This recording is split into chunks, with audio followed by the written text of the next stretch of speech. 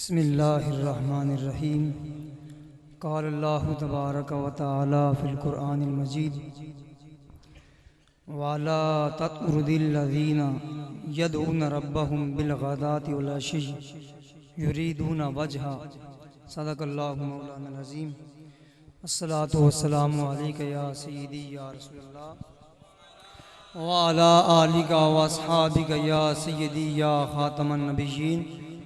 अस्सलातु वस्सलामु अलैका या सय्यदी या शफ़ीअल मुज़निबीन व अला आलिका व अस्हाबिका या सय्यदी या रहमतल लिल आलमीन।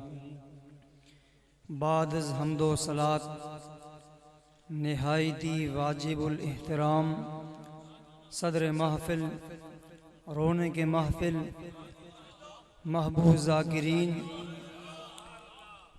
पीर तरीक़त, रहबर शरीयत, आलमी मुबल्लिग़ इस्लाम, हज़रत ख्वाजा अबुल जमाल अश-शेख अल्लामा पीर मोहम्मद बद्र आलम जान दामत बरकातुहुल कुद्सिया।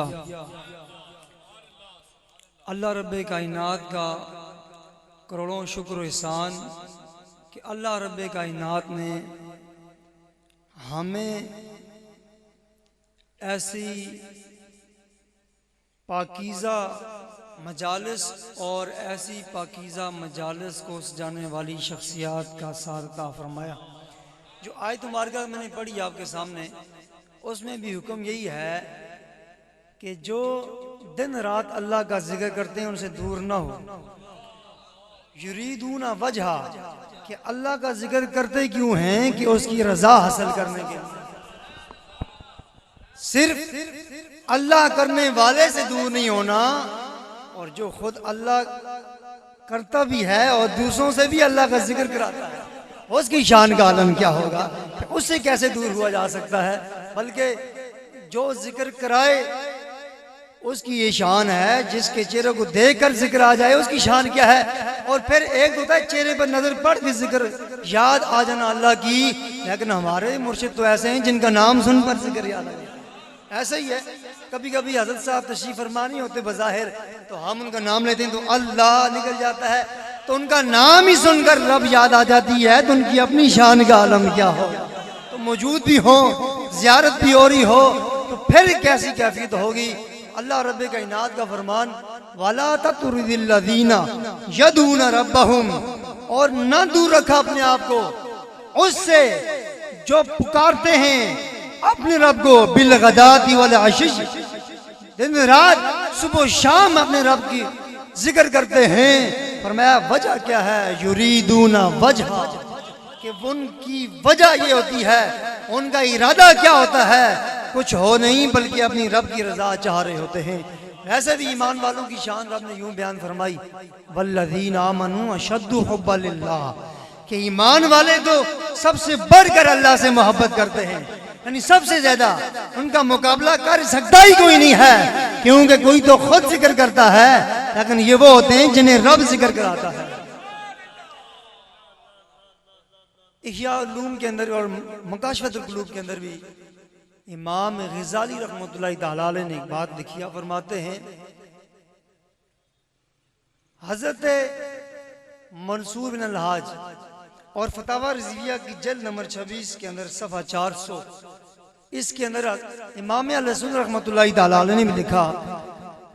मंसूर से पूछा हज़रत शबली ने, शेख शबली रहमतुल्लाहि तआला अलैह ने, जब आपको कैद किया हुआ था जेल के अंदर, लंबा वाक़या है आप सुनते रहते हैं, आपका नाम मंसूर नहीं था, आपका नाम हुसैन बिन मंसूर था। मंसूर अल-हाज आपके वालिद का नाम था, तो आपके वालिद की निस्बत से आपका नाम मंसूर अल-हाज मशहूर हो गया।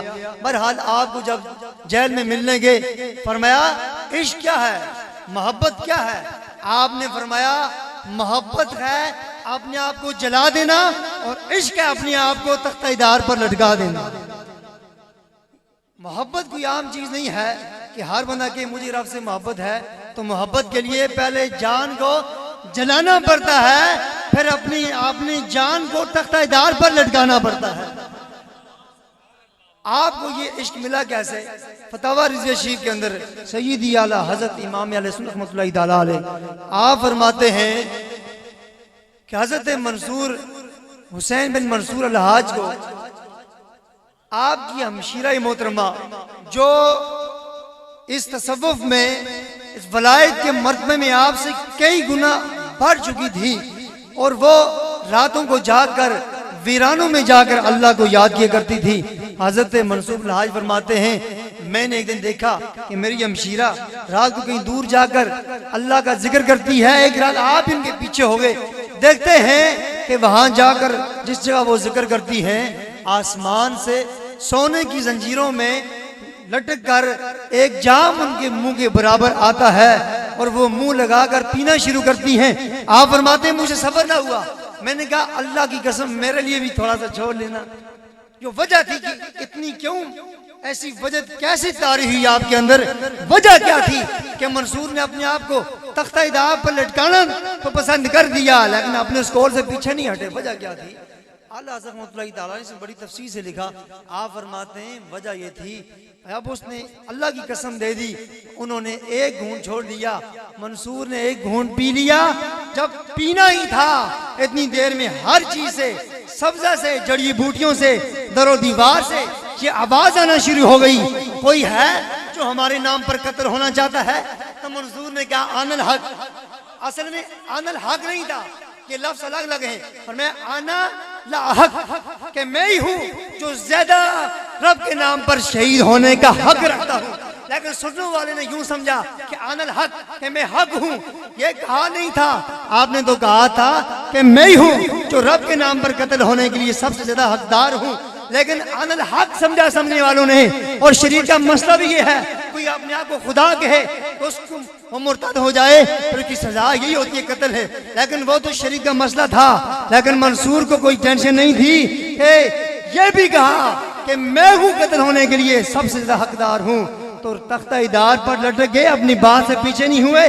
जिसको रब के कुछ मोहब्बत का एक जाम मिल जाए उसकी हालत ये जो होती है, तो जिसको जामों के जाम में मिल जाए तो उनके रब के इसकी आलम क्या होगा। तो अल्लाह के वली जो होते हैं, अल्लाह वाले जो होते हैं, अब मुरीद के लिए ये जरूरी है कि अपने जो मुर्शिद शेख हैं कि उनकी हर बात, अब शेख की बात का हुक्म फरमाया, अभी जो हमारे ब्रादर मुकरम फरमा रहे थे कि यहाँ नफी करनी पड़ती है। यहाँ बहुत से लोग ऐसे बैठे हुए हैं, अब हमारे ज़हन में ये बात आती होगी कि क्या जरूरत है ऐसा कुछ करने की, ये कोई बात आज सही नहीं है। सैयदना सिद्दीक़ अकबर रज़ियल्लाहु अन्हु को देखें, मुस्तफ़ा करीम अलैहिस्सलाम ने ये नहीं फरमाया था कि सिद्दीक़ फलां तारीख तैयार है ना मैं आऊंगा।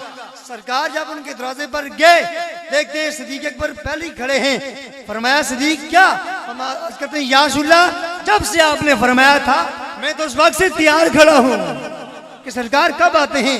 यही वो तरीकत है, एक तो काल है, एक तो फाल है, जो कैफियत है वो ये तरीकत है। वही हमारे मुर्शिद हमें इसलिए सिखाते हैं।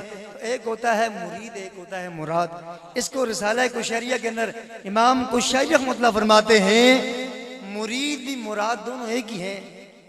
उन्होंने वो माना लिया, लेकिन सूफिया की इस्लाम में दोनों के मुख्तलिफ माना है। फरमाते हैं इसलिए मुराद और मुरीद एक है, अल्लाह इरादा फरमाता है तो कामिल मुर्शिद मिलता है। लिहाजा इसलिए मुरीद ही मुराद हुआ, क्योंकि मुरीद होने से पहले अल्लाह का इरादा होता है तो तब मुरीद होता है। जब मुर्शिद के हाथ में हाथ देता है तो मुरीद बाद में होता है। लेकिन फरमाते खवास के हाँ फर्क है, मुरीद वो होता है जिसके लिए मुशक्कत होती है, क्योंकि मुर्शिद चाहता है कि मेरा मुरीद वहाँ सख्तियां बर्दाश्त करता हुआ उस मर्तबे तक पहुंचे। लेकिन मुराद वो होता है जो पहले ही पहुंचा हुआ आता है, फिर इसके लिए आसानी होती है। ऐसा यही समझ लें कि अल्लाह के वली इसीलिए मुर्शिद कोई बात बता दें कि वहां चले जाओ, ये काम करो, बज़ाहिर तो इंसान समझता है ये तो मुश्किल है, पता नहीं क्यों ऐसा करते हैं। तो समझ लेना चाहिए उनकी बात नहीं है, मसला ये हमारा है, ये दुरुस्त करना है।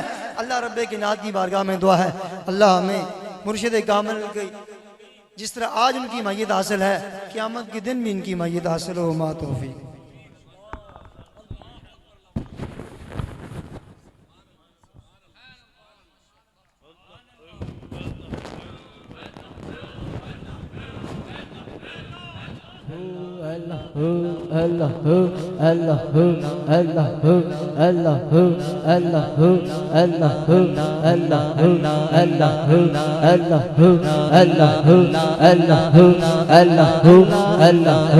अल्लाह